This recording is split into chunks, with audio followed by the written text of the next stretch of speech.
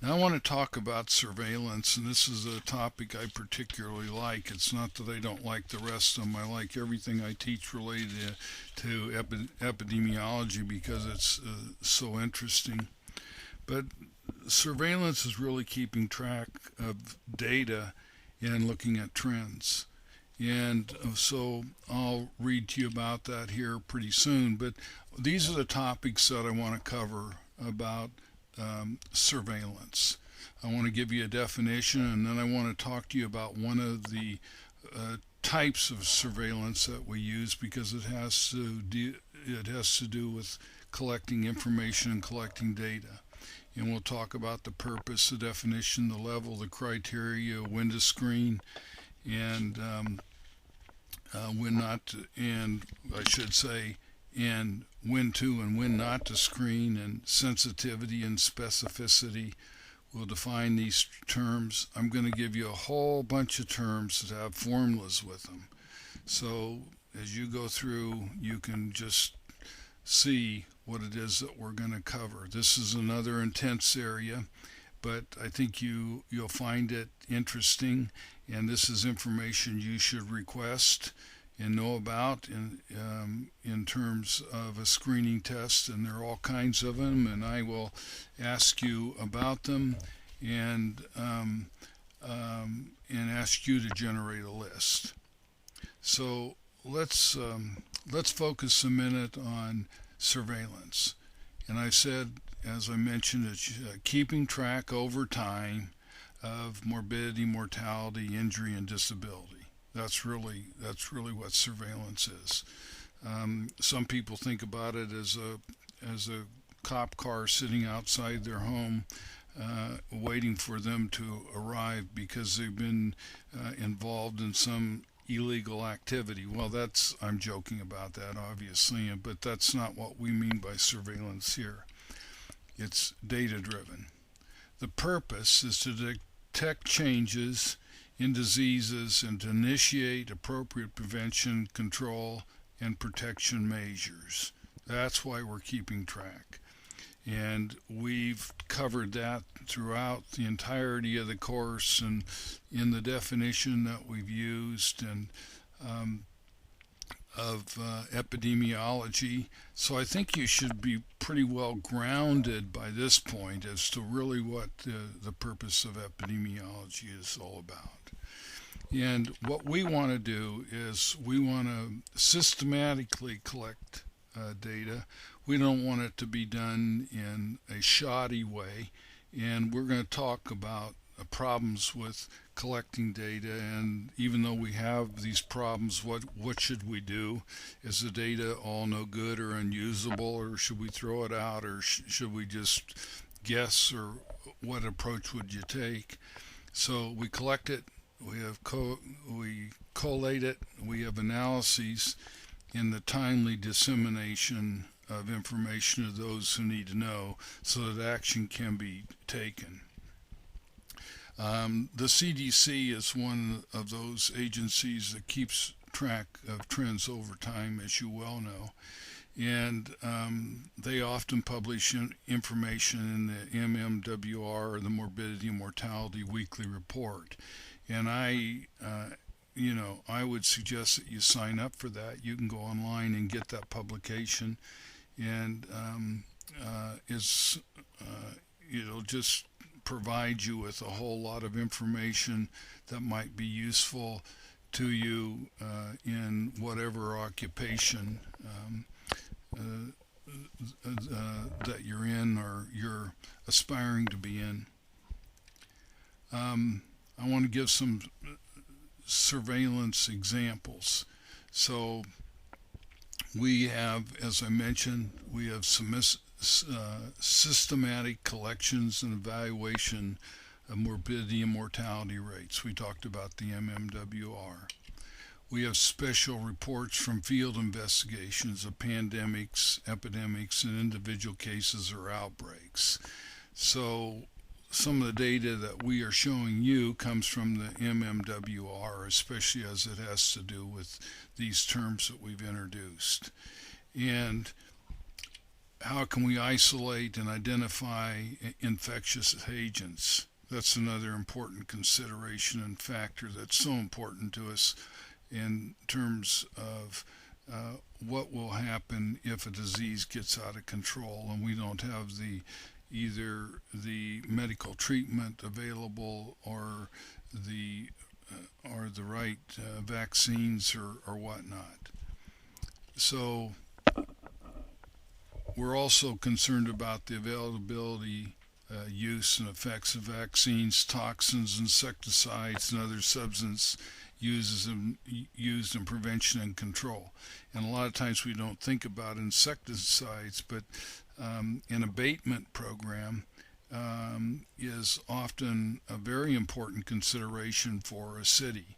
I know the city that I lived in had a mosquito problem, so they had a mosquito abatement team that rode around in a Jeep, or if you have a military background, in a quarter-ton truck, and sprayed all the drains.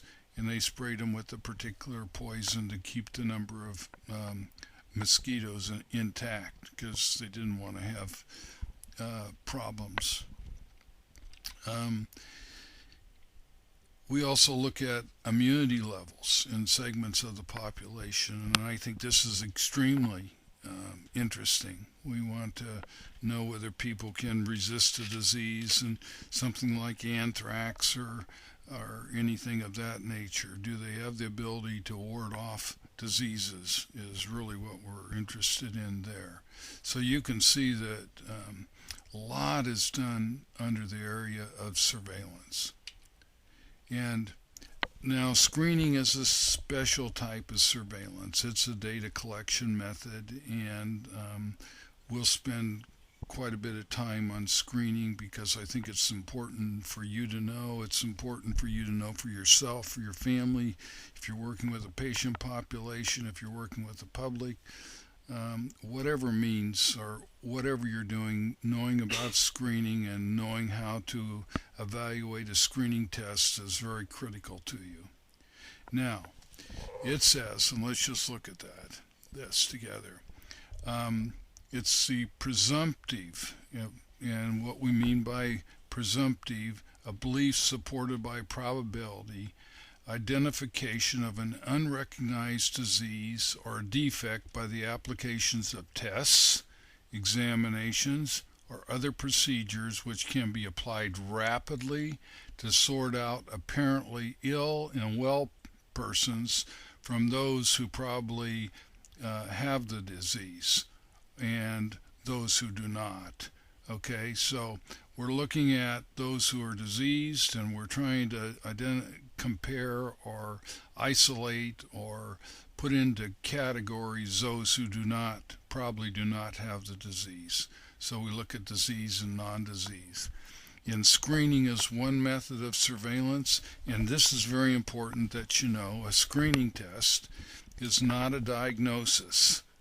It's a data point, and a collection of data points done by different screening procedures with the help of a trained professional lead us to a diagnosis based on certain criteria that usually have been agreed upon by a group of professionals and are published and available. Now, the Diagnostic and Statistical Manual of Mental Disorders, which is changing. We're going to number 5 now. It is agreed upon criteria to help us in determining a diagnosis for a certain problem. Now, let's talk about examples of screening tests.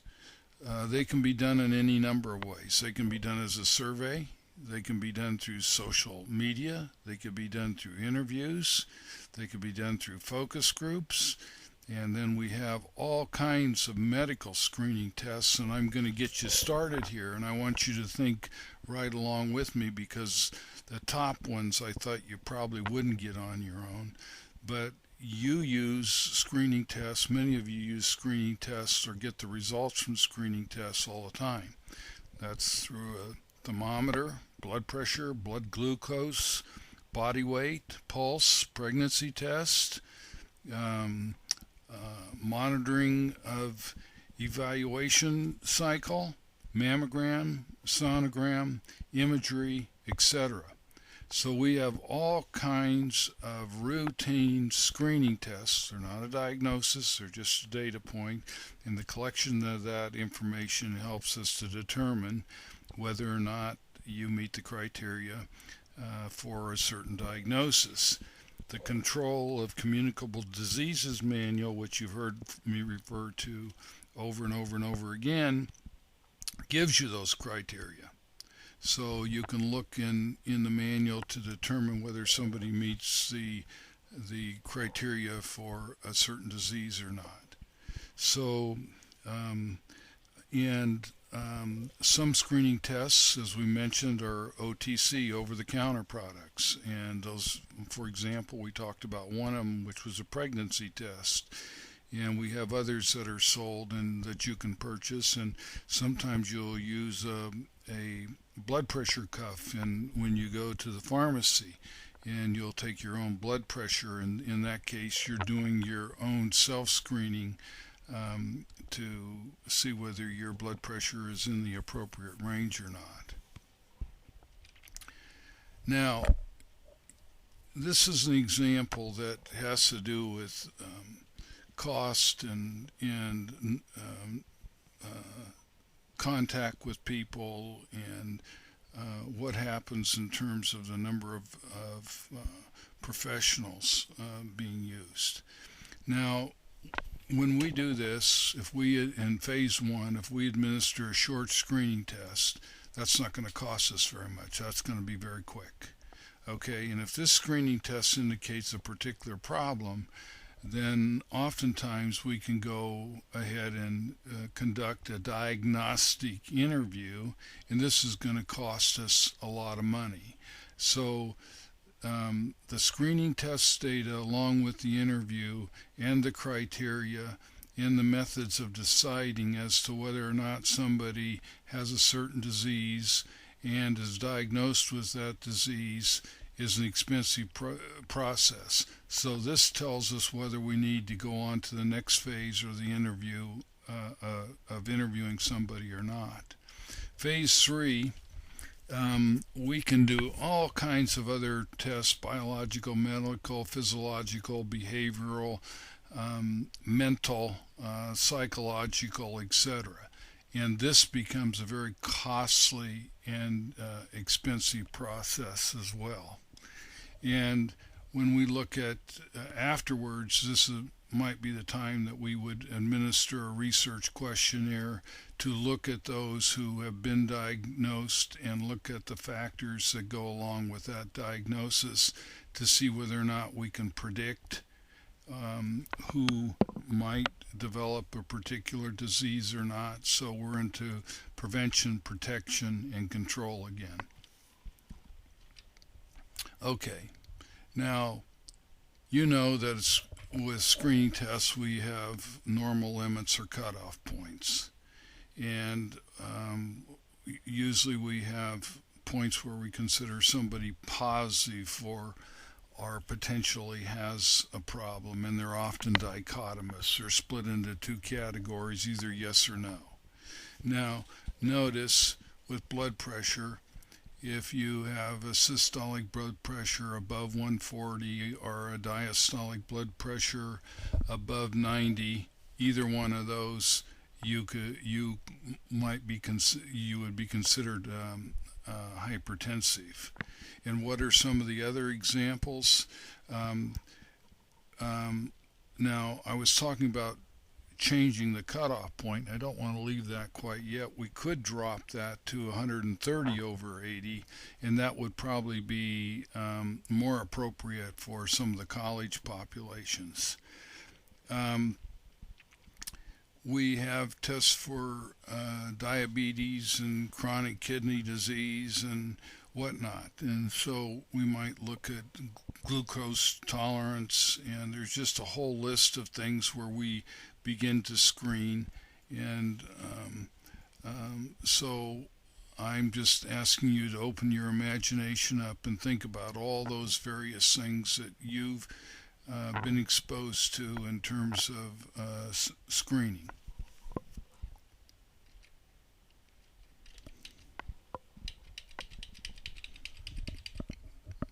Mike, so we're going to have to start. Okay. I'll just make a note of where the pause is. Okay.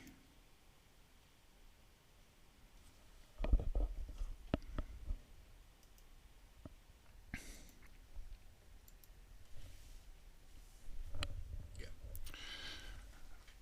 The next thing I want to focus on is what screening tests were developed for or designed for. And they're very much a population based method. And so when we think of screening tests, they're for large populations.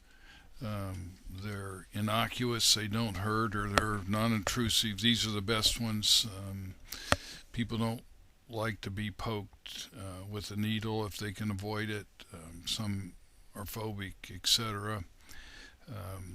We want them to be safe. We want them, especially to follow Occam's razor, we want them to be brief, and I'm saying again parsimonious, but brief, simple, and the purpose may be ambiguous to reduce response bias. Sometimes we just don't want to give away what it is that we're trying to collect information about. Inexpensive.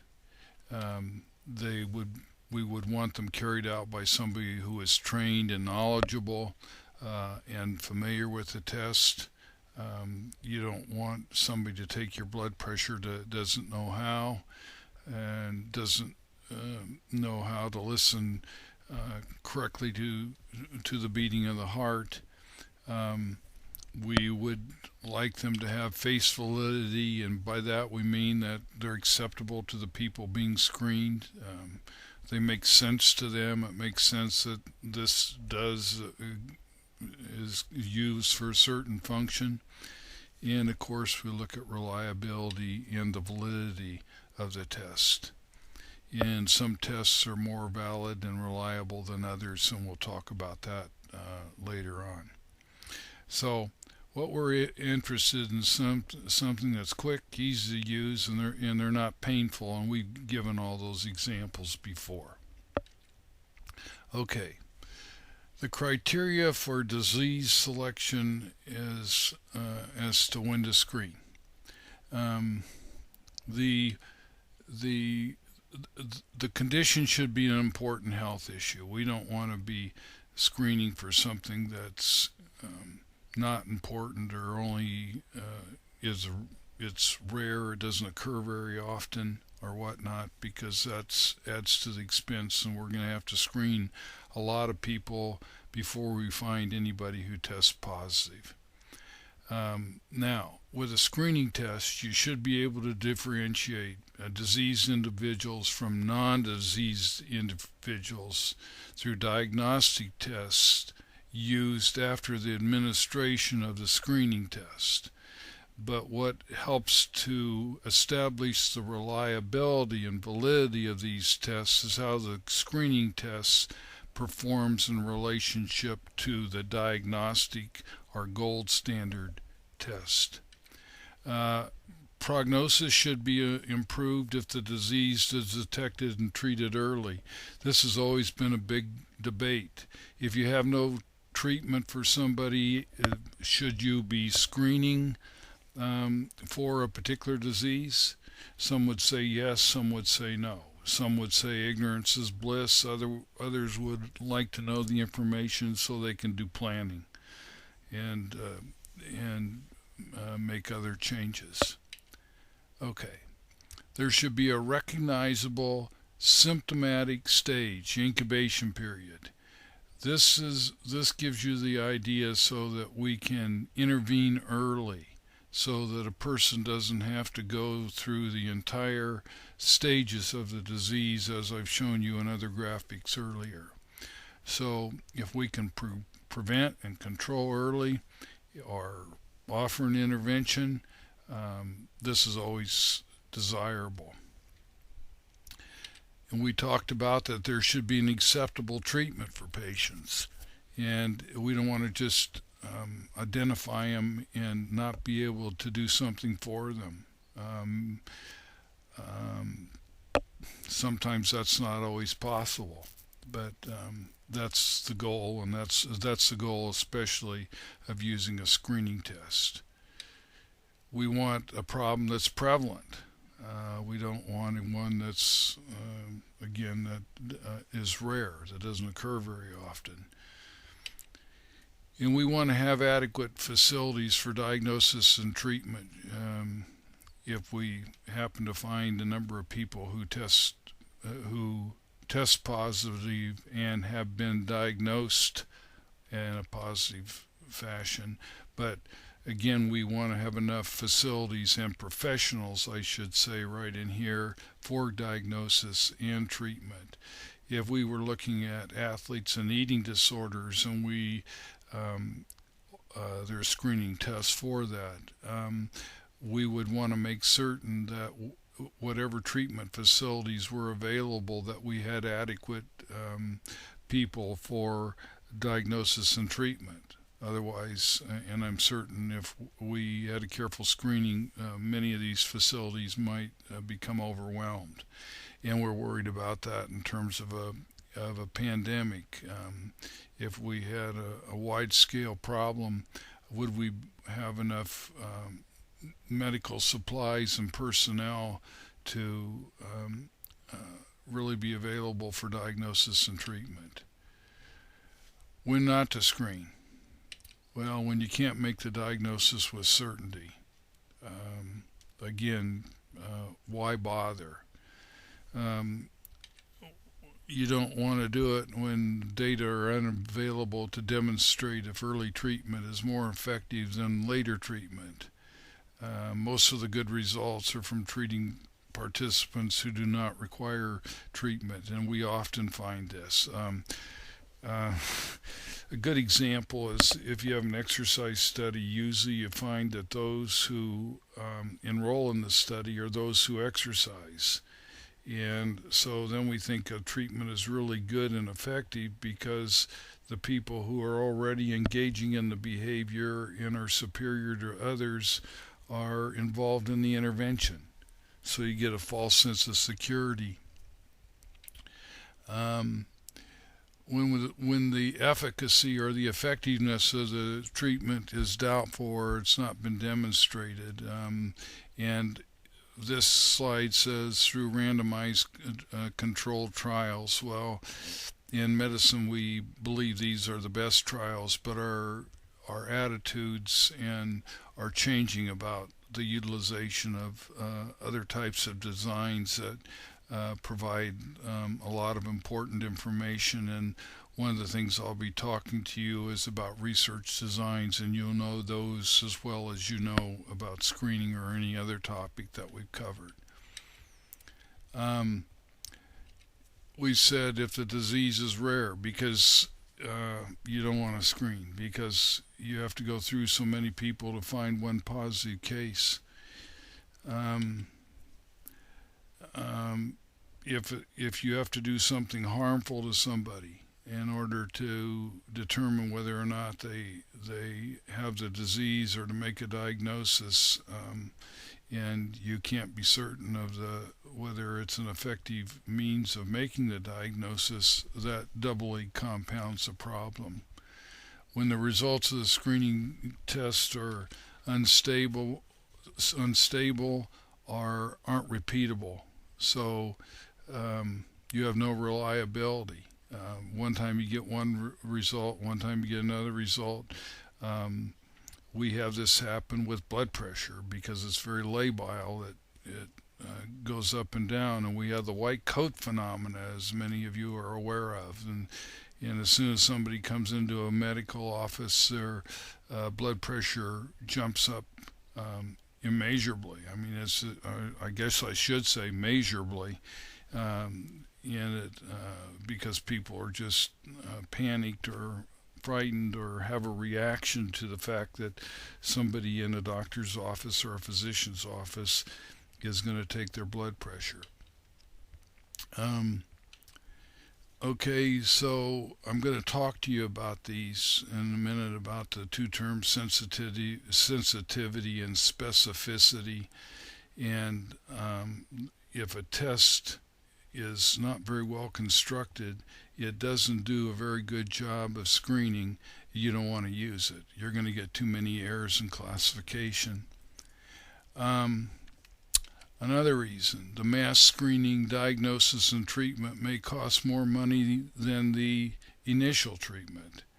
So if you're going to spend millions of dollars doing a screening rather than evaluating those people who go through the medical process naturally and receive the treatment as they seemingly need it, that might be a far more effective way.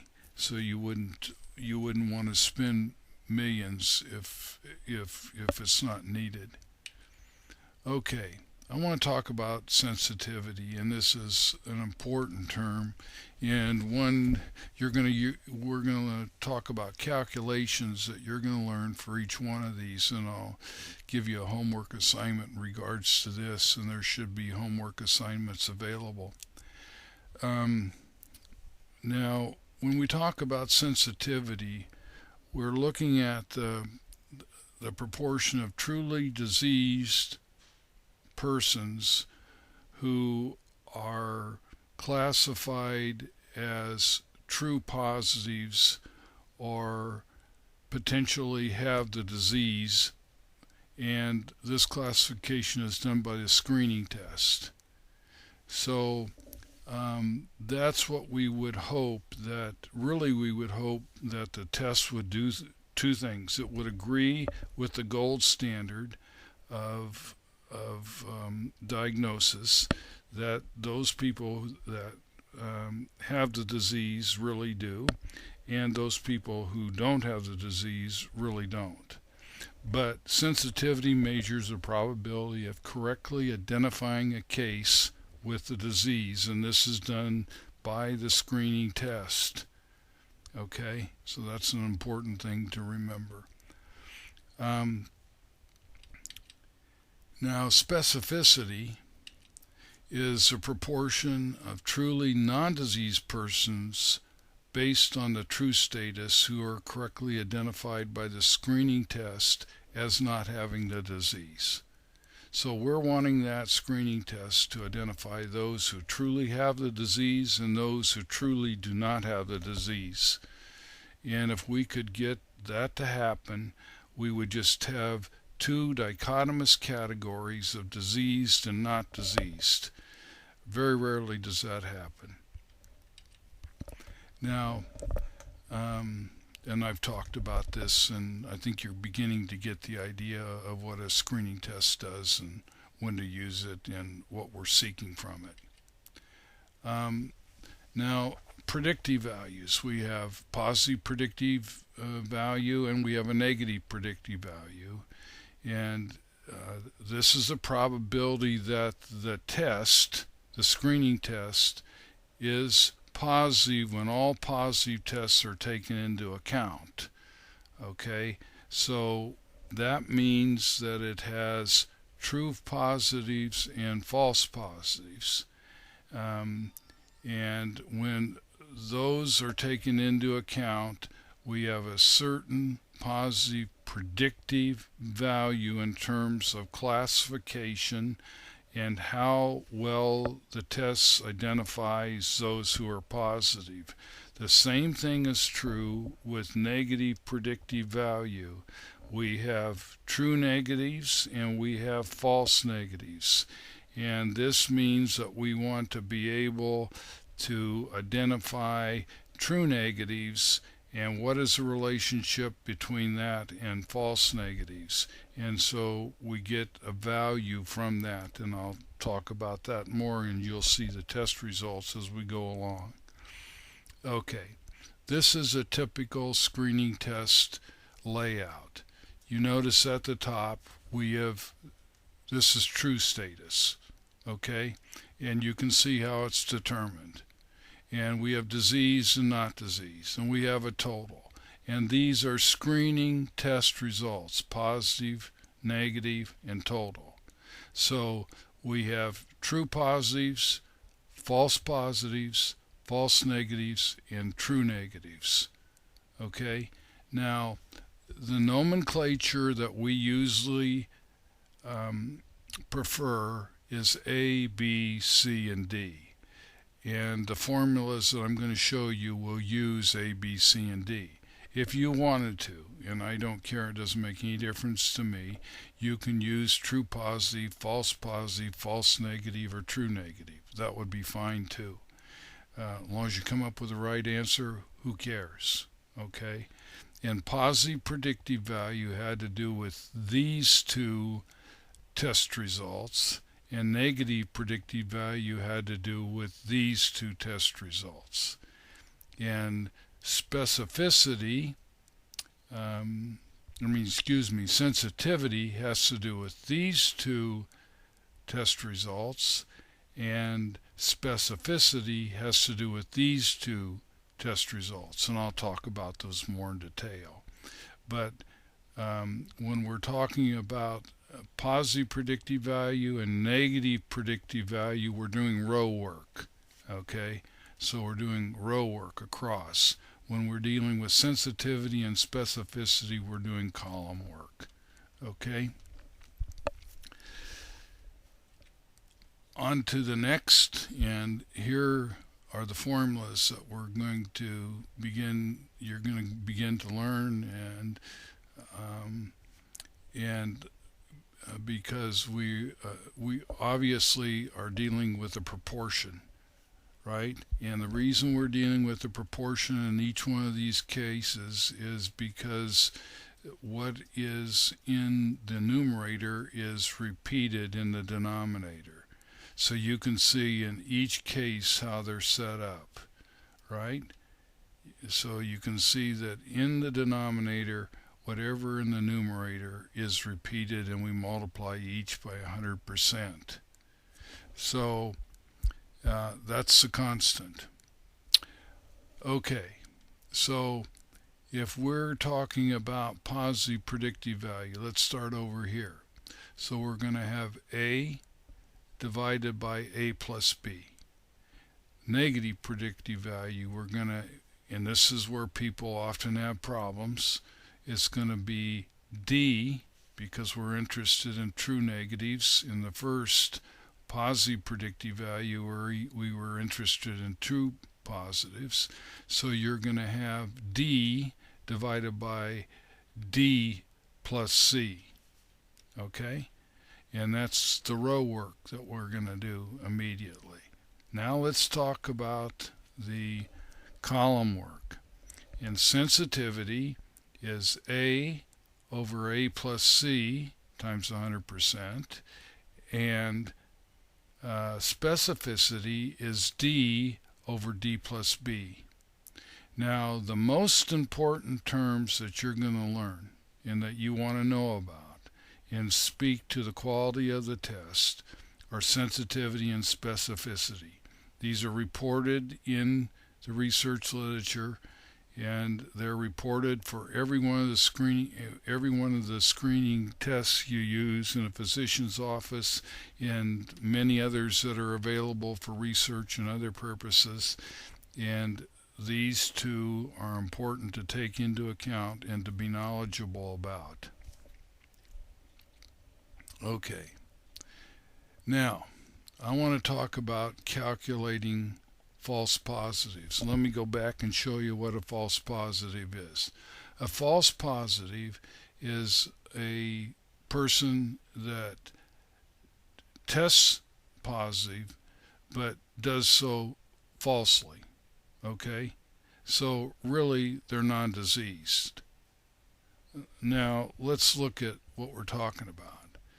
We're going to talk about, there's two traditional methods there, and I'm going to show you another method of calculating false positives and false negatives. So when we look at the traditional method, it has to do with column work.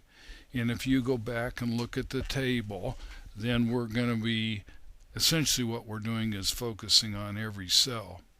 We're going to go back up here and we're going to look at B over B plus D. We would reverse it to make it a proportion times 100%. Okay, if we're going to look at a false negative and it's column work, it's going to be C over C plus A times 100%. So those are the formulas, and that's how they're calculated, and you can see it here, and you can become familiar with it.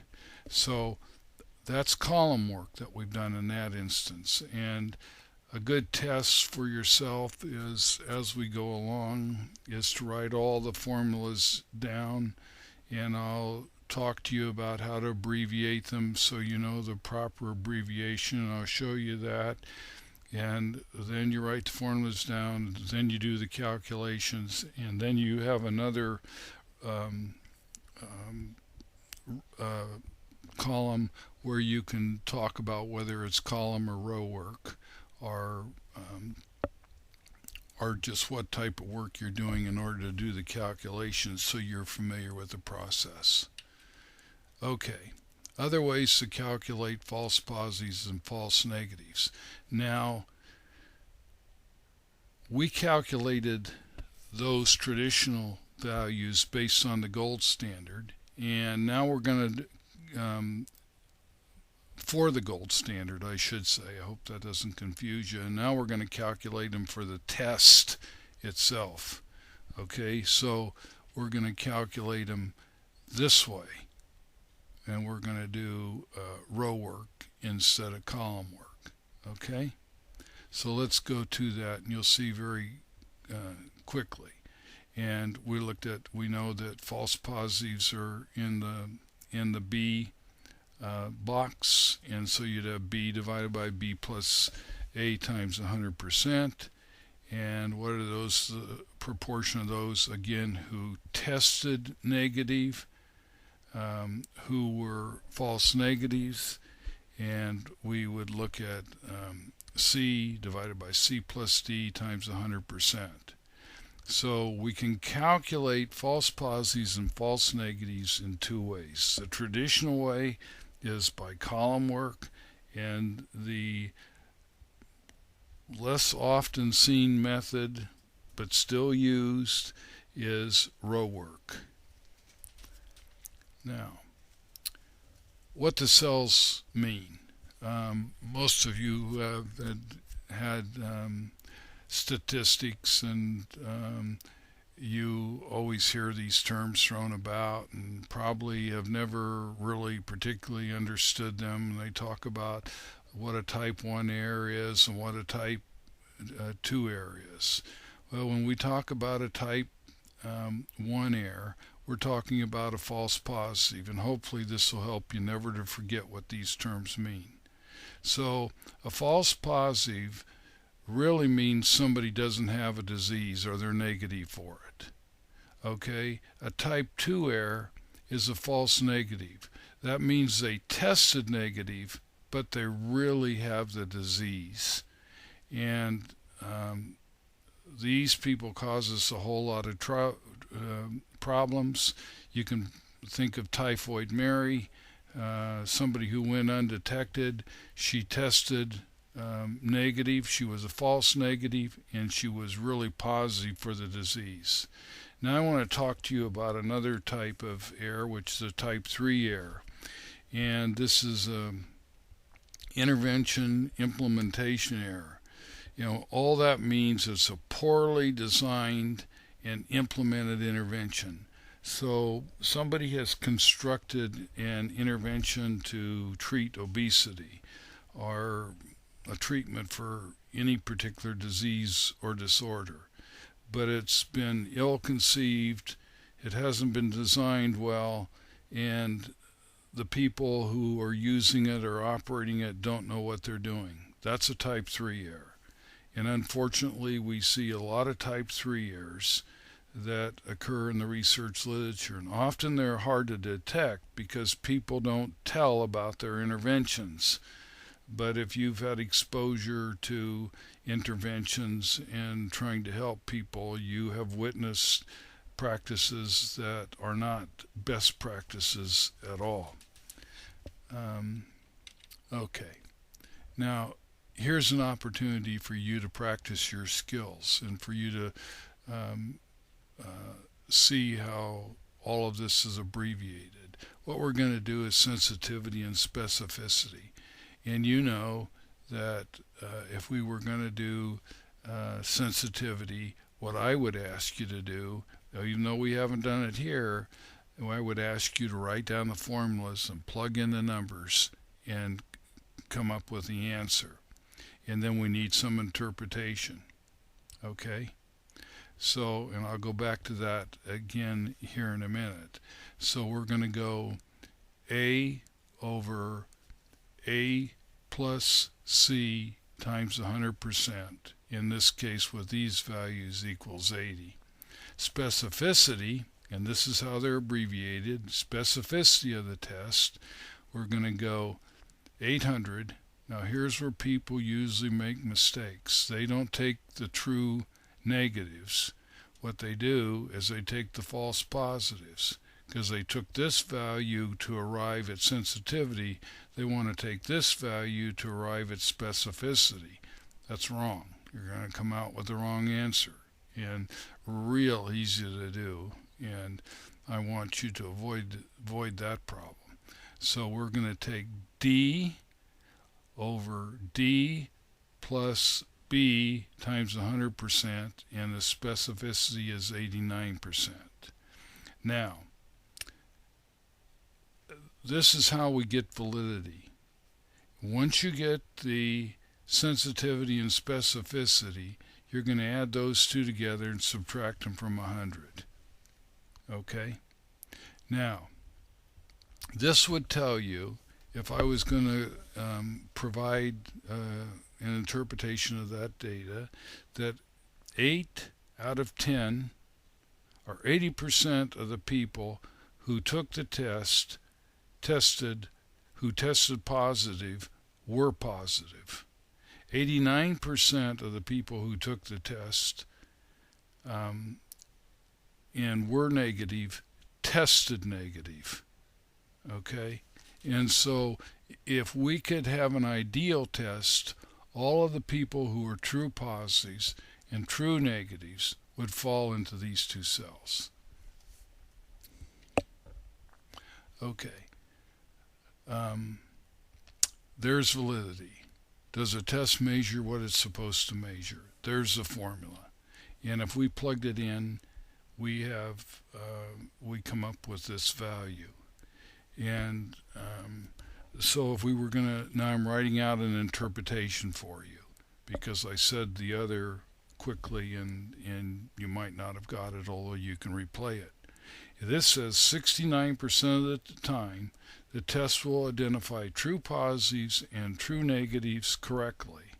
Or if you want to make it into, you want to communicate it in another way, you'd say 7 out of 10 times that's what's going to occur. So 7 out of 10 who are true positives and true negatives, the test is going to be able to identify them. Okay? The next question for you are, what two measures assess validity? And that's sensitivity and specificity.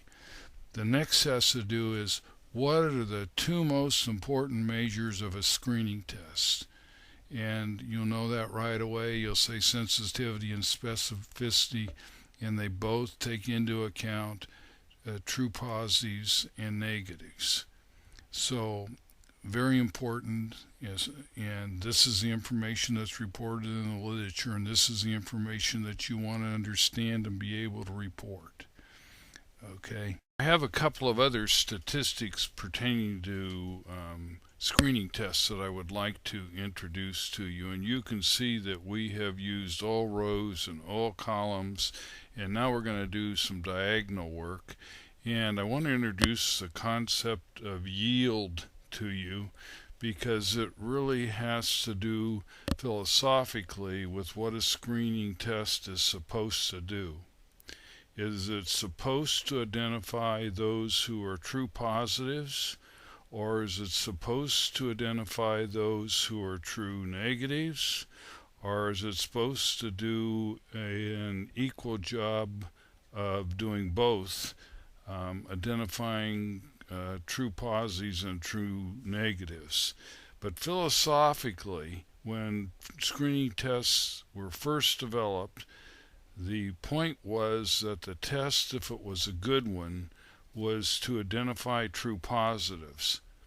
And if it didn't do anything else, if it would just identify true positives, and all of those people who were true positives were in cell A, then the test would be considered to be very exceptional. The problem is, or an issue, let me put it that way, is the majority of cases that you're going to detect are false negatives. So the biggest number of cases are going to be in cell D. I want to talk to you about yield now. And yield is a farm concept, really. If any of you are farmers or have had experience, you want to know with a crop of corn, for example, how many ears of corn that you're going to get from your crop. And we are a land grant institution, Purdue is, which means that our primary original charter, and still is today, is to help the farmer produce as much of a crop as he can with the least amount of land. So his productivity or yield per acre would be high or would increase. Well, if you take away, because we're interested in this ear of corn, if you take away all the dirt, debris, and the stalk, that really talks about what you're interested in. Again, the ear of corn. And I'm going to show you how we're going to calculate it, and then I'm going to show you an example so you can plug this information in. So yield, being the ear of corn, is really cell A and true positives.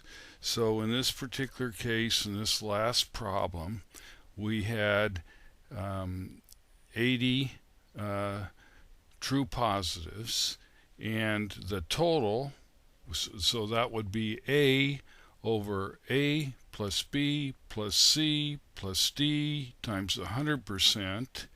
And in this case, our total was 1,000, and you can see that in the previous 2x2 contingency table. And so the yield was 8%. So 8% of the total cases, or 8% out of 1,000 cases, were true positives and were productive ears of corn. So that's the way we look at it, and I'll go through this again and show it to you in a little different way. Now, accuracy is a different term, and oftentimes people get this confused when they're thinking about what else we're supposed to get. But the other philosophical element is that we're supposed to, the most of the cases are to go, or all of the cases, not most, all of the cases are to go into cell A and cell D. That means we would have no error in terms of false positives or false negatives. So if we apply the term accuracy, it says what percent of the cases are classified in cells A and D out of the total number of cases. Well, as you'll recall, and here you can see the formula for it, and you can translate it into letters, because I'm using what the cells are called, like true positive and true negative and total sample. But if you look at the example, the previous example, and you can go back and do it, that 80% of the cases, as we just talked about previously, were true positives, and 800 were true negatives. That's cell D, times 1,000 times 100%. So 88% were correctly identified as being either true positives or true negatives. So if the test is designed to separate disease from non-disease, then it does it about 9 out of 10 times. 9 out of every 10 cases. I'm just saying it did or differently. That's 88%, obviously. Now, what percentage were incorrectly identified? Well, we're subtracting 100% from 88, which would give us 12. So 12% of the cases are false positives or false negatives. So depending on the testing procedure, we could test again and identify the false positives and the false negatives. Let me ask you which would be most important in a disease situation, especially if you have a very contagious, lethal disease. What would you want the fewest of? Would you want the fewest of false positives? Those people who test positive but don't have the disease? Or do you want those people who test negative and really have the disease, those located in cell C?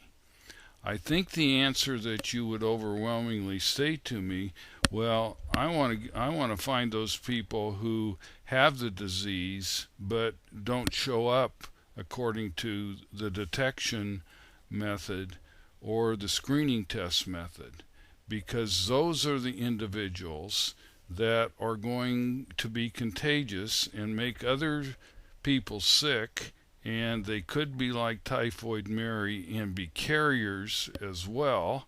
So they would be asymptomatic but would be an agent for illness. And of course we would be the host. Now, this particular task I would like you to assign as for homework.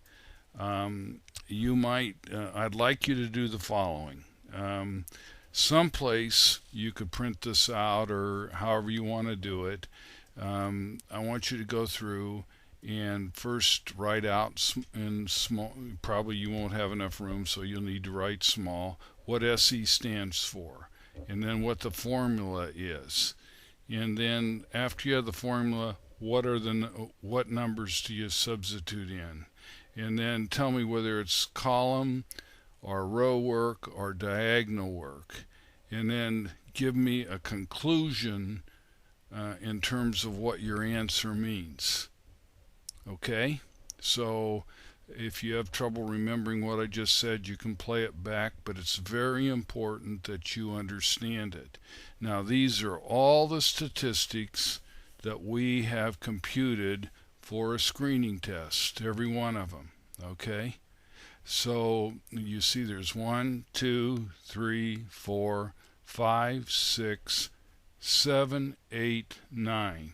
Now, oftentimes you will not see this number of ways to review the data of a screening test, but this gives you a comprehensive view of the data that you have collected, and you can draw conclusions that others may not be able to. So it's not a graded assignment, it's just something, and when I say that people say, well, oh gosh, then I don't have to do it. I think that would really be a mistake, because you're going to have to know how to do these things, do these calculations and draw conclusions, etc. on the test, and the test is going to be a timed test, so you'll want to commit some of this to memory and be efficient at it. That's, I think, the best way to say it. Now, here's another important skill that you're going to have to know, and I don't think you'll find it difficult. And we'll use the not the practice problem homework, but the contingency table before that on sensitivity and specificity testing. So we will use those numbers to go ahead and solve for it. Now, in order to fill in these boxes with the information provided above, sensitivity is 80%, specificity is 90%, prevalence 10%, total population is 1,000, and PPV equals positive predictive value equals 47.1%. Now notice what I've done. I have carefully laid out and labeled my table. So under true status, I have diseased and non-diseased and total. And how you lay out your table really shows your degree and level of understanding of a screening test. And again, this is the gold standard, the very expensive method of identifying, could be screening or identifying a particular disease that would help us come to a diagnosis. Now, this is the screening test results, remember? And we're doing row work, and we're doing, I said row work, and I meant column work and row work, okay? Now, in order to begin to complete this table, we know that we have 1,000 cases. So the total population, 1,000, would appear here. Okay, now we want to know what the prevalence is, which has to do with the total number of people who are diseased that are positive, true positives, and false negatives. Okay, and that's these people. These people are really diseased, even though this cell doesn't show up in terms of diseased people. Okay, so we're going to take 1,000 and we're going to multiply that 1,000 times 10%. And you can take a moment and do that as I'm talking. And then what we're going to do is we're going to put the 100 right in A plus C. So now we have A plus C. We have the total population of 1,000 here. And we want to solve for what's going to go into the B plus D column. Okay, that's done by subtracting 100 from 1,000, right? We're going to subtract 100 from 1,000, and that's going to be 900. So our totals are 100, 900, and 1,000. Okay. Now, it provides the sensitivity and the specificity, and usually we solve for sensitivity first.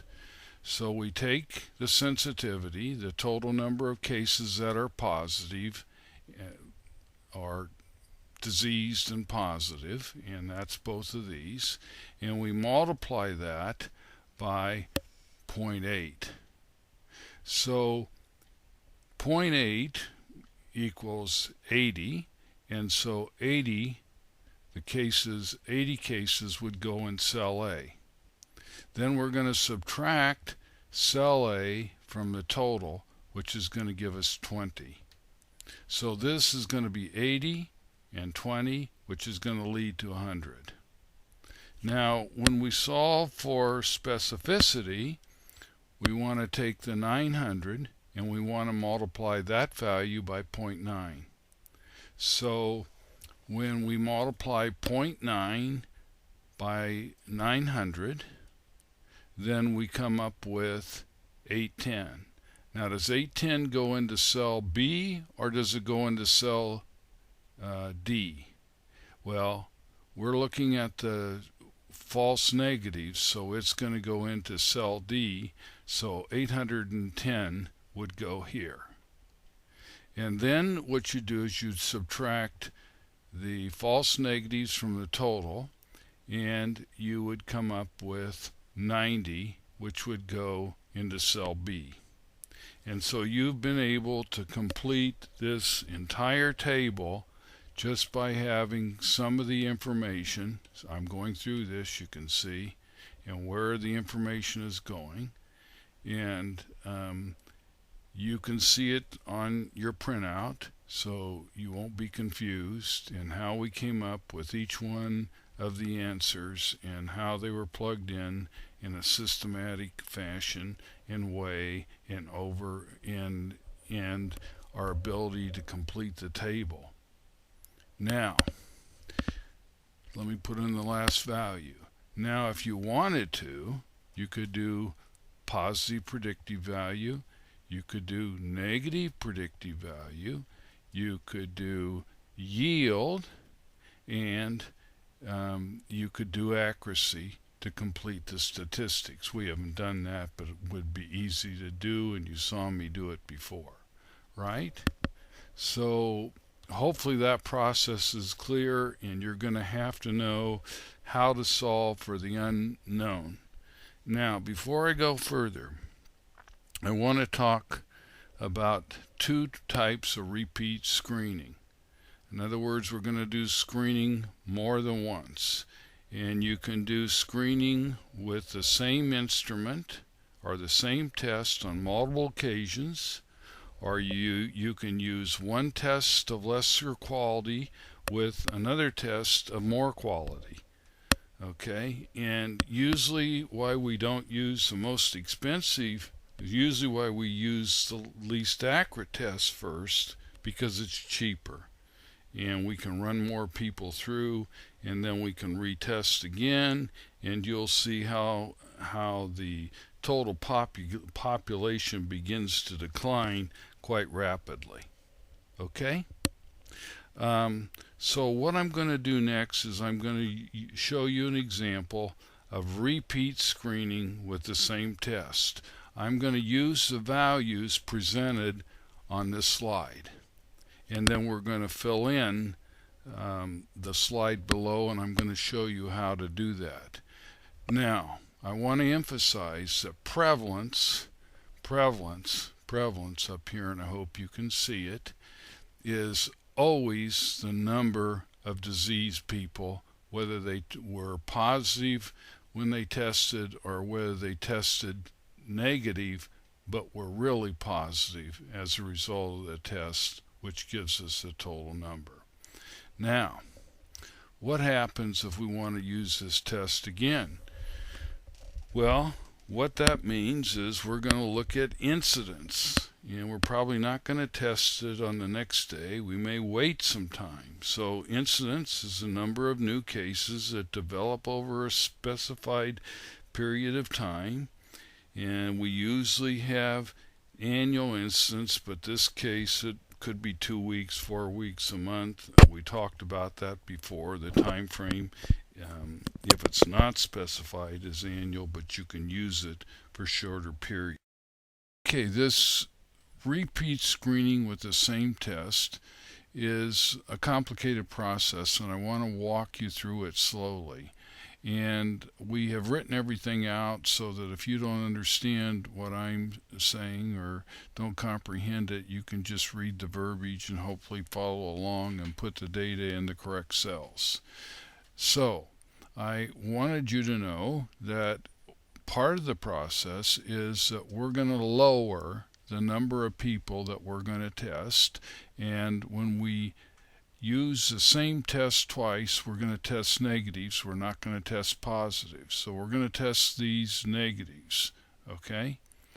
Now notice what happens. The first thing that is we're going to move 830 down to be the total number of people that we're going to test, because that's 20 plus 8, 10. Okay, now if you'll notice, we have 20 people from the past who are positive, although they tested negative. So we want to know the incidence within a certain time frame. And as you know, if incidence isn't specified, it's usually annual, but it can be any time frame. It can be 2 weeks, 3 weeks, 4 weeks, 5 weeks, 6 weeks, or 2 months. So don't let that confuse you, but we're going to test the same group again later is the point. Okay, so what we want to do then is, and we don't care about rounding as we go along, so I just want to make that point clear. We're going to take 20 and we're going to multiply that by 1%, and we're going to take the 1% and multiply that by 830, the total, and that's going to give us 8. So we're going to have 8 here. We're going to add that 8 to the 20, because this is the number of new cases that we're expecting in this time frame is 8, but we already have these cases that are positive, and then we're going to take 8 and add that to 20, and we come up with a total of 28. You follow me so far? And this is the key, and this tells you exactly what I've just said. Okay? Now, to fill in the table, in order to get the total for cells B and D, or for us D and B, we're going to subtract 28 from 830, and that's going to give us 802, right? So the answer right here is 802.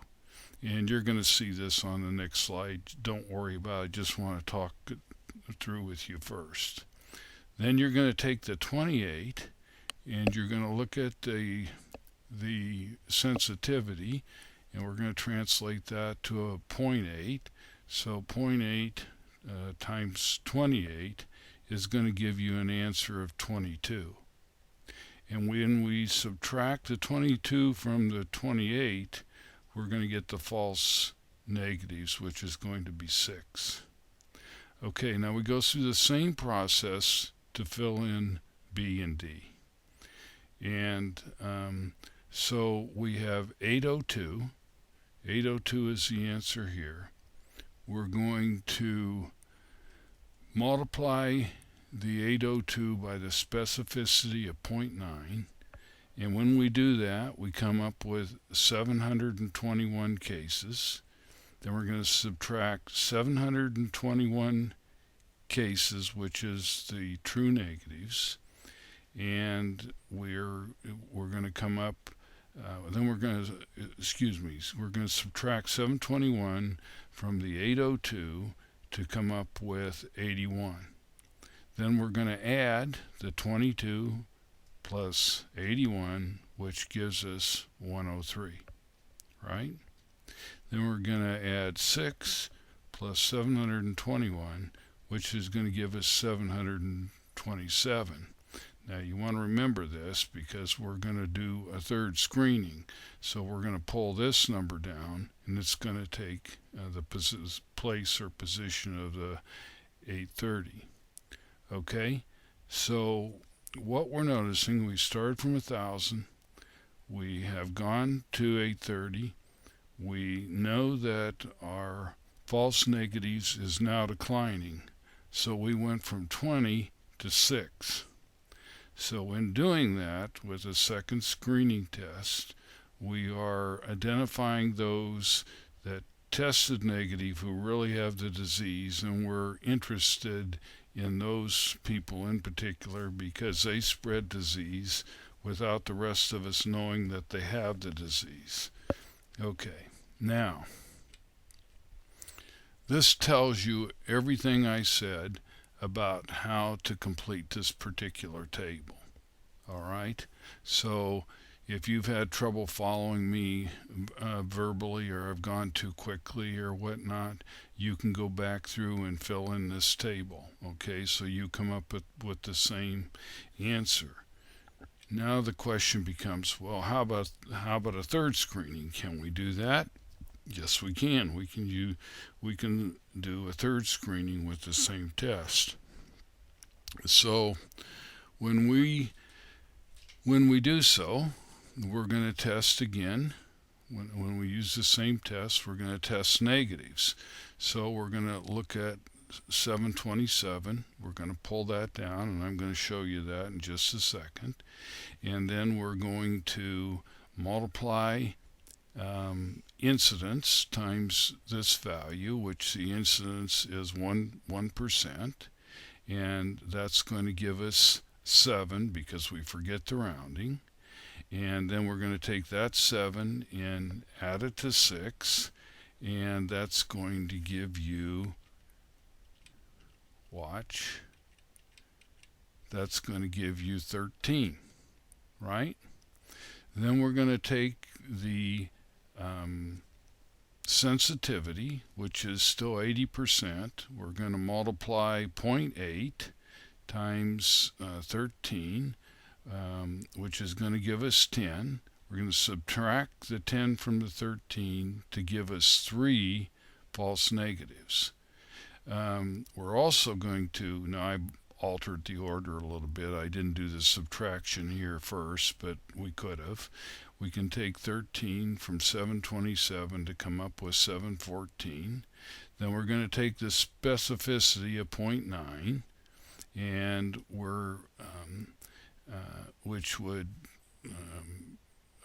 lead us to, okay, the specificity of 0.9, which is going to produce 643 false true negatives, I should say, and then we're going to subtract these two values to come up with 71. So then we're going to add them across. 10 and 71 would be 81, 3 and 643 would be 646. Now, what I haven't mentioned thus far is we could do PPV, positive predictive value, negative predictive value. We could do it for every one of these tests. We can do yield. We can do accuracy. We can do validity. We can do any statistics we want about this test. But what I want you to see is we've started at 1,000 total cases. We've dropped from 830. Now we're down to 720. Now this is the value we're going to be focusing on next and taking into account in our table, right? So our next table would be, well, I guess I've shown you this table, but if we were going to concentrate on it, the next testing would take 646. Now, what I'd like you to do is I've done the next, we have done a total of 9. I would like you to do the repeat screening for test 10 through 15. So you would have those tests that you would do. You continue with this data, and then I want you to draw some conclusions. So you would complete test 10, test 11, test 12, 13, 14, and 15. So you do 6 on your own, going through this process so you really understand it. And then I'd like you to tell me when you would quit screening and why. Now let's say that you're a public health director or you're a person in charge of screening. I'd like you to tell me when you would quit repeat screening and why. And two criteria that I'd like you to, a couple of criteria I'd like you to take into account is cost. You know, where do we lose cost benefit? And you got to have personnel to screen other people, and then the seriousness of the problem treated. So if you had a rare disease, I shouldn't say a rare disease, a death, a disease with high mortality, you might want to screen longer than you would otherwise. Now, I want to give you the answer to this particular question because I'm going to have you focus on, I said what was the most important was the false negatives. And the first question I want you to find out or determine is does a false negative number change very much with additional testings? Well, we look here, we look here, we look here, we look here, we look here, and it's not until the ninth testing that we get to 1. And then you can look at the additional testings that have gone on. Now, a benefit is our population, or the total number of negatives that we've tested, is becoming smaller, right? It keeps getting smaller and smaller and smaller and smaller, but we're spending money throughout this entire process. It's costly. It's costly to have people screen. You're still dealing with a large number of negatives. Okay? So you're to tell me when you would quit. When would it no longer be effective? And my answer would be, probably around test 4. But you could argue maybe for test 3 because you're not getting a lot of gains in false negatives and you're still spending a lot of money, but you are gaining one more false negative, and you are more confident in your true negatives. So either 3 or 4 would be a good quitting place, but I still want you to use this criteria, this criteria listed here, and go through and write something out that makes logical sense to you as to when you would quit. Okay? And promise yourself and take the time to go through this process because you can get confused so quickly and so easily that you won't know how to do it in a quick amount of time. So I just ask that you help yourself and make it easier upon yourself. Now I want to draw a conclusion, and I've tried to write things out for you so you don't have to depend so much on what I say because I've done it, and sometimes I leave out steps because I'm more familiar with it, and it's confusing if you don't do it routinely. Now, the statement, do you ever get to 100% of the false negatives? Well, I can tell you it would take many repetitions of repeat screening with the same test, which would neither be cost beneficial nor practical. You'd have to have a whole team of people doing this screening, and it would cost a lot of money. Where do you just stop? Here's the school answer. Where you stop repeat screening depends on the seriousness of the disease and cost of additional screenings.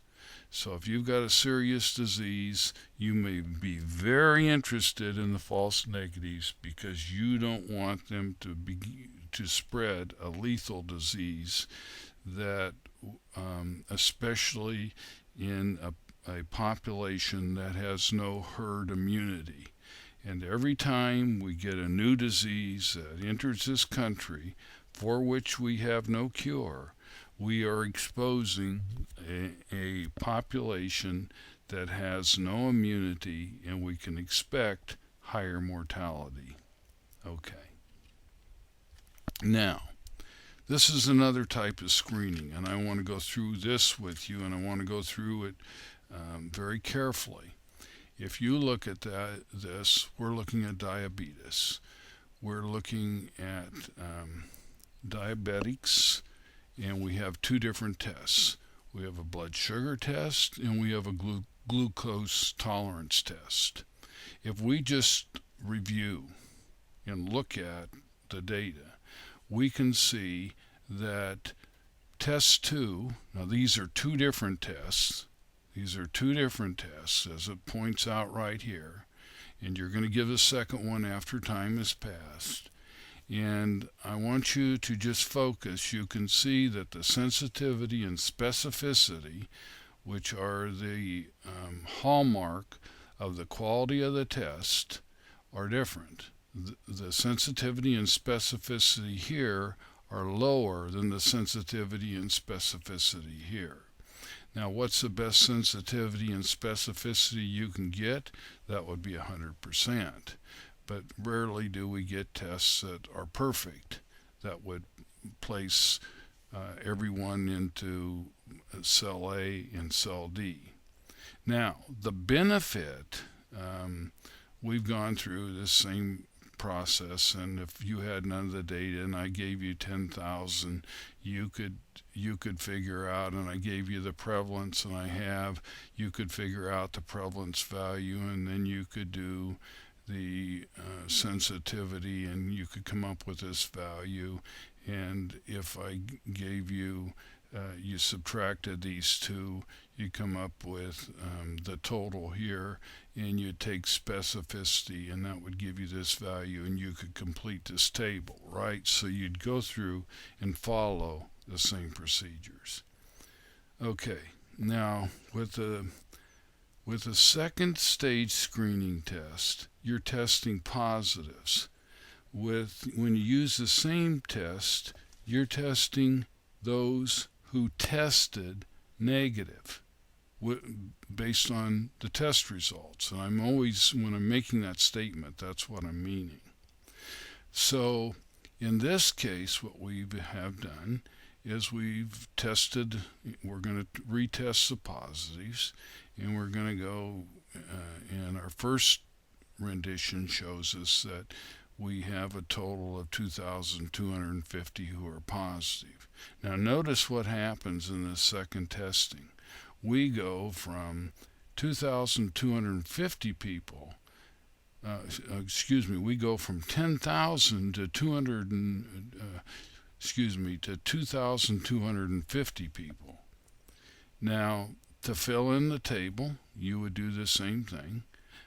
You would take the prevalence, and the prevalence has not changed, so that would be 5%, and you would multiply the 2,225 by 5%, which would give you the number of positives, including true positives and false negatives. Then you'd subtract the two, and then you would take again the specificity and multiply that by 90% to come up with this value. You'd subtract these two to come up with this, and then you do the addition to come up with the totals. All right? Now, let me just say, I want to make a few summary conclusions there. You can see what I've dropped down. You take this data completely in its entirety and you drop it down. Okay? And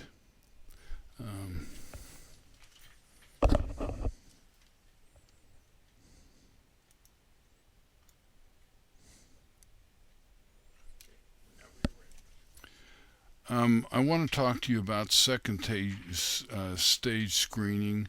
We're using two different tests after a time has passed, all right, because we're still interested in incidence. We don't do the two tests concurrently. And then I want you to examine the quality of the tests, and we usually do that by looking at the sensitivity and specificity, and you can notice that the sensitivity and specificity are lower here in test 1, which is for blood sugar, than it is for the glucose tolerance test, which is 90%.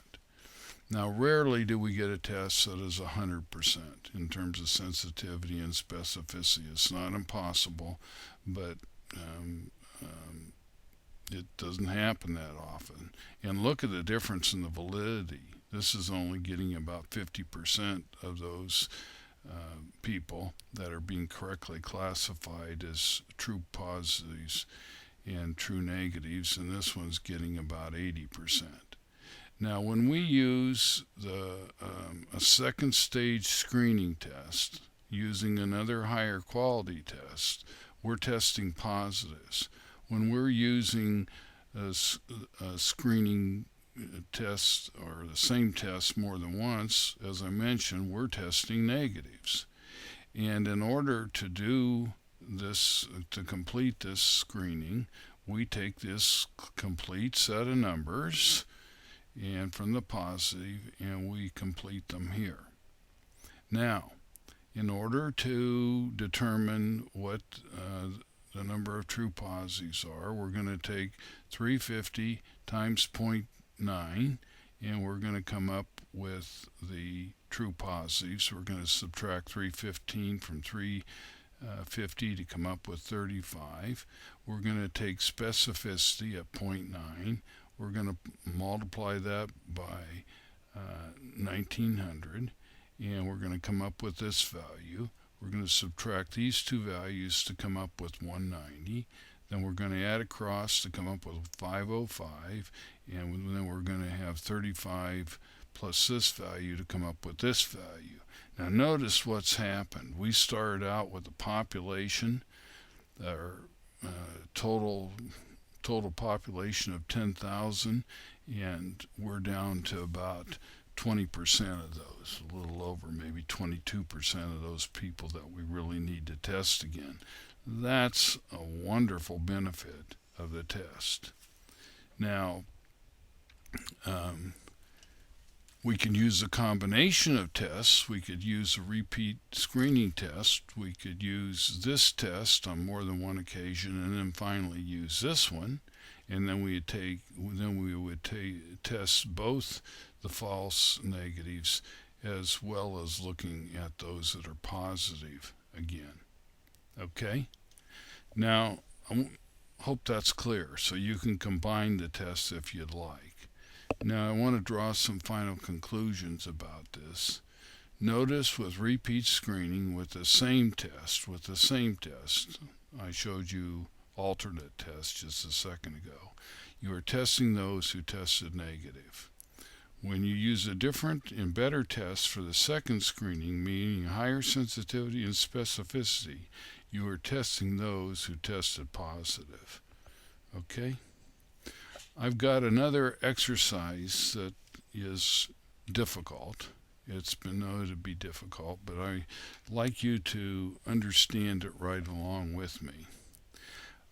What we're going to do is we're going to be involved in changing the cutoff point. Now you know about cutoff points and blood pressure and whatnot.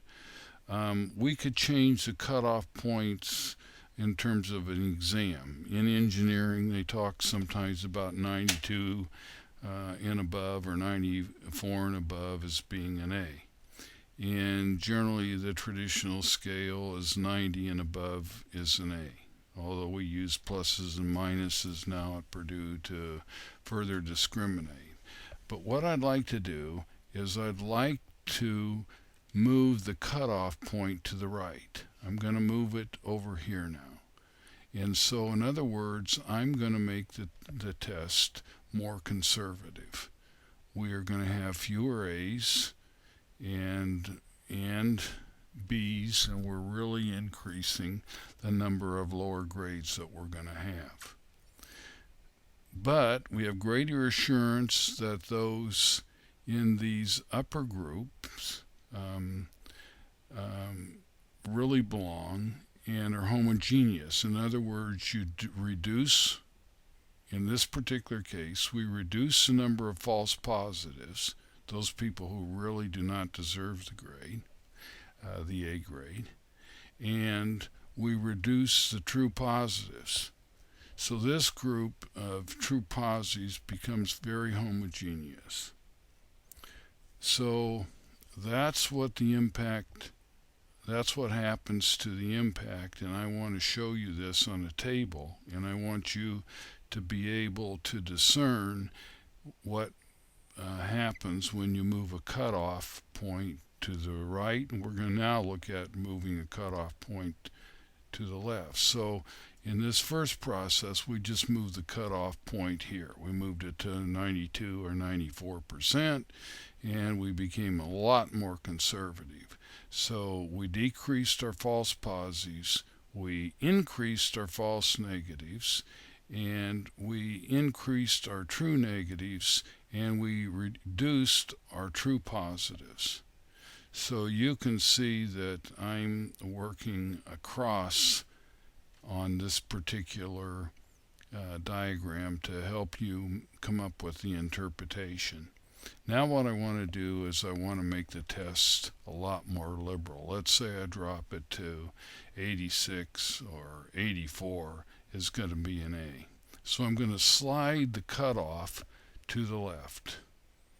So we have less assurance that the true positives really represent those people of superior, who are superior performance. That there may be a big difference in the performance level, but all will be recognized equally by us being more liberal. Now, what happens here is the false positive group, and the true negative group increase. So we have more true positives and more false positives. Now, what happens too is the false negatives go down, and so do the true negatives. So, you know what I always laugh about this because there's always a debate on what we're trying to do with the grading system. And the engineers are telling you that they're trying to set more critical standards so engineers will all be well qualified, and as a result of using a higher standard, we know those students that are really quality students versus setting lower standards for grades, and we have a lot more uncertainty about the quality of the student and their ability, their knowledge of a particular topic. That doesn't have anything to do with performance, but knowledge is one element. Now, you can think of this maybe as in a humorous way, and somebody once asked, you know what they call the lowest scoring student in medical school or a marginal physician student in an academic program? Doctor. So, but I want you to again be able to interpret what happens to each of these cells as a result of moving the cutoff point. Okay? And then ultimately knowing what happens with sensitivity and specificity. Now I'd like to show you this next graphic, and where it's always easier to move across and you look at true negative and true positives together. So these are all the things that I have said. When you move the cutoff point to the right, true positives go down. We're going to notice, we're going to notice that false positives go down, right? And it's shown here. So it looks like we're missing an arrow, but you can draw that in. And then when you move, then what happens is we increase the number of false negatives and we increase the number of true negatives, and here's the effect.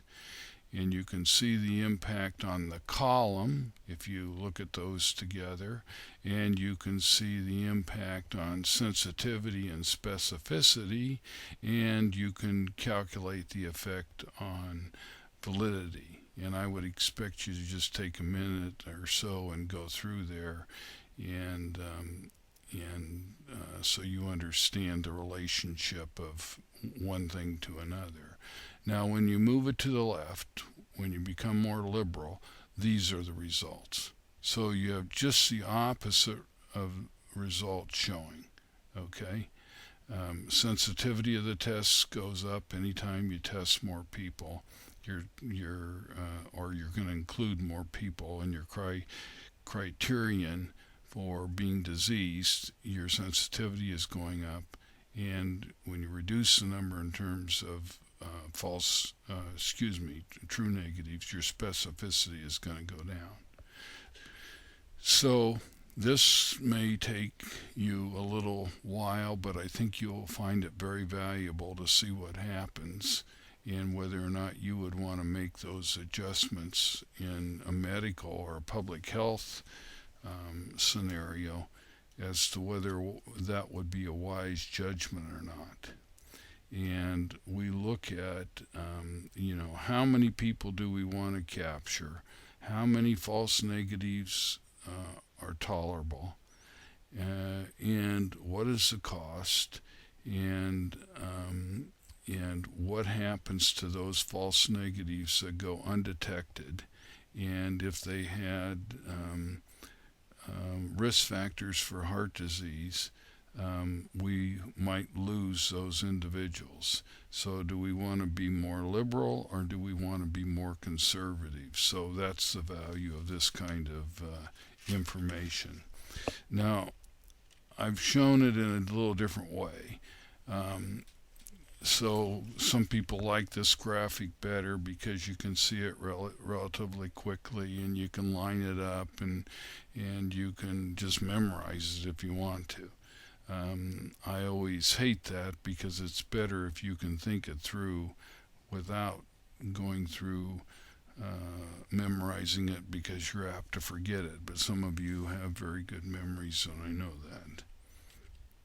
Now, this is what is usual in terms of a screening test in the way of overlap, which includes false positives and false negatives. Generally, we have true positives. That's this group right here, right? And then we have true negatives. They're normal. And right in this little area, we have the overlap of, what would that be? That would be false positives and false negatives. So this is our error.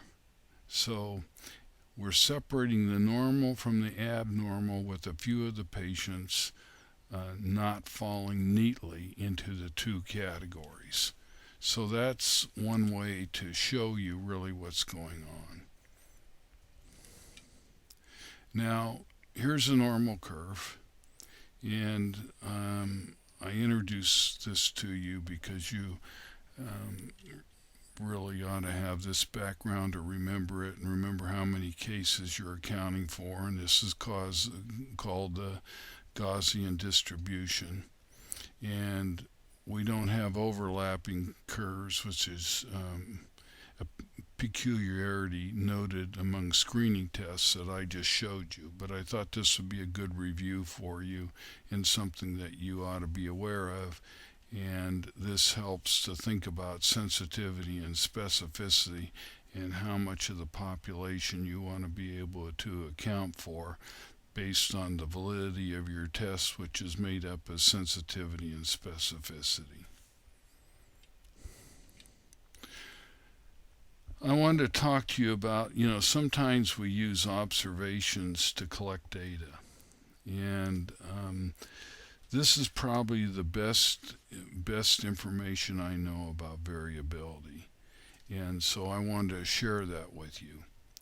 And if we're trying to reduce bias and we're trying to get valid information, if we have one patient and one observer with repeat observances, you notice that we have high kurtosis and that the base of the curve is not very broad, so the variability is not very great. We have one patient in many observations at one time, we don't do too badly either. If we have one patient and one observer many times a day, you can see how the variability spreads out, and then you want to know what the true score is. Well, the true score can range anywhere from the mean to several standard deviations, or the standard error of measurement. And if you have many patients and you just measure them, you're going to get a Gaussian curve. So if you want to decrease the sources of variation, you're probably going to have one patient and many observers at one time retaking, for example, blood pressure to come up with what the true score is. So I just share this with you because people don't think much about variation, and if you ask them how to reduce it, they don't know that either. And you have a pretty good comprehension here in looking at screening tests and how this information might apply to a screening test and collecting data that would go into each of the cells. This would be another way to improve it. So your sensitivity and specificity and validity would increase. Okay, variation. Okay, so our bias or error is another term for it, is a function of the following: number of observations, number of observers, number of patients, and the administrator's knowledge of the test.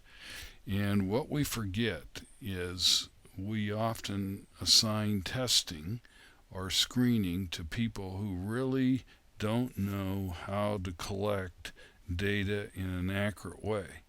They're more interested in just getting a general idea of where the person might fall. Do they fall in a dangerous category? They're looking really for true positives and in true negatives. But all of these can impact whether or not you might want to medicate somebody or something, or the white coat phenomena.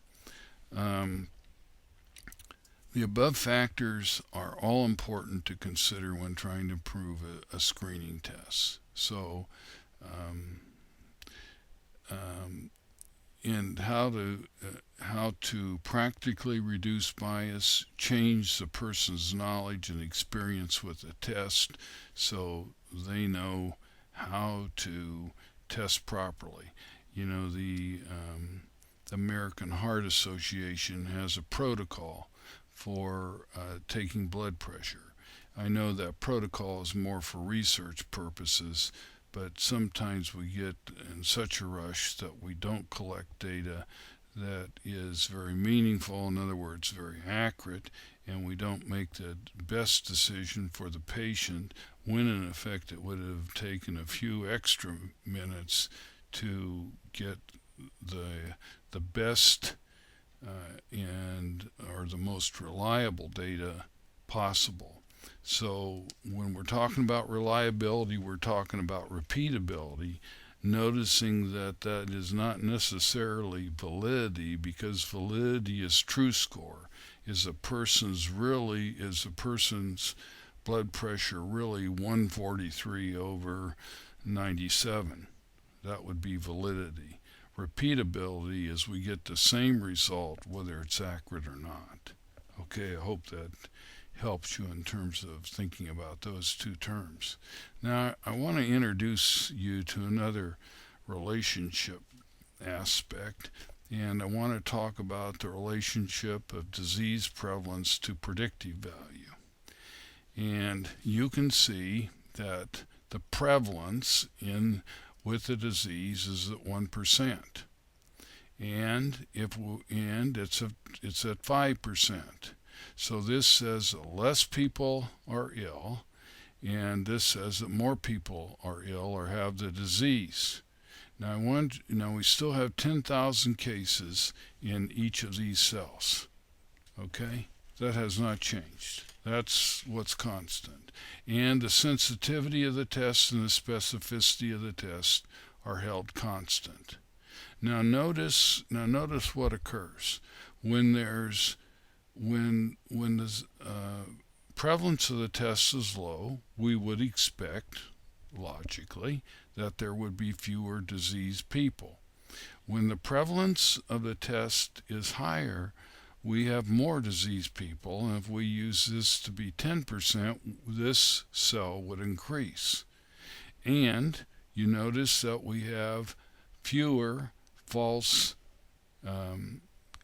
negatives when the test when the prevalence is lower than we do when it's higher. And when we look at false positives, this is interesting. It increases with fewer people than it does with more people who are diseased. And there's little change. There's a little change that goes on in terms of the experience of specificity. Now, the positive predictive value is really influenced. So when we're talking about positive predictive value, we're talking about 99 divided by 594, and it drops it to 17%.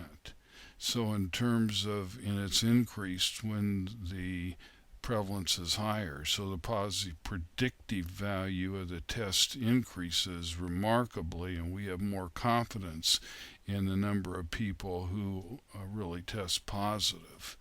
Now this is this second way that we would test for false positives as a percentage of positive tests. If you go back, we had a traditional method and a non-traditional method. This is a non-traditional method.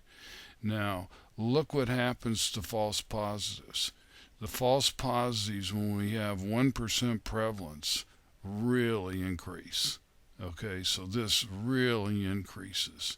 So that's not a good sign. Now, when prevalence increases, then false positives go down.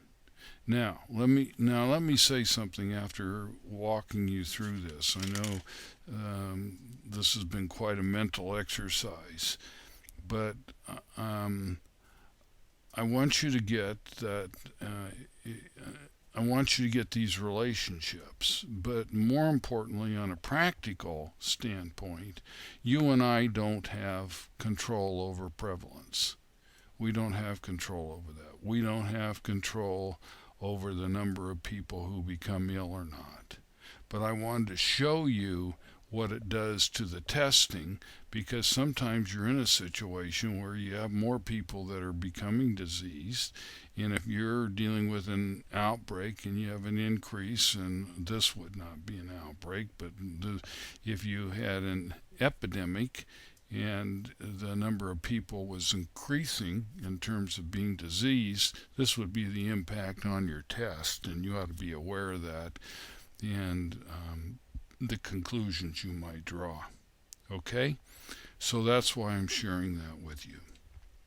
Now I want to show you a couple of other relationship charts because I think they're important for you to know as well. We're going to talk about specificity, of course that has to do with this, and predictive value. Okay? So you notice that we're changing prevalence here, and we're keeping sensitivity and specificity across the board the same.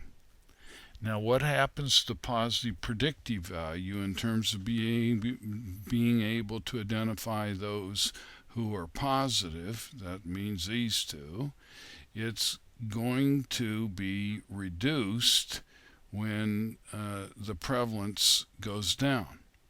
And you can see that we split them here, 250 and 250 versus 100 and 400. So we have really reduced the number of positives. Now, if you look at prevalence, now we're going to hold a prevalence constant, and I should be also showing you this information. Well, we hold prevalence constant, and we change the sensitivity and the specificity, we just reverse them, you can see again what happens to positive predictive value. This test now identifies more positive people than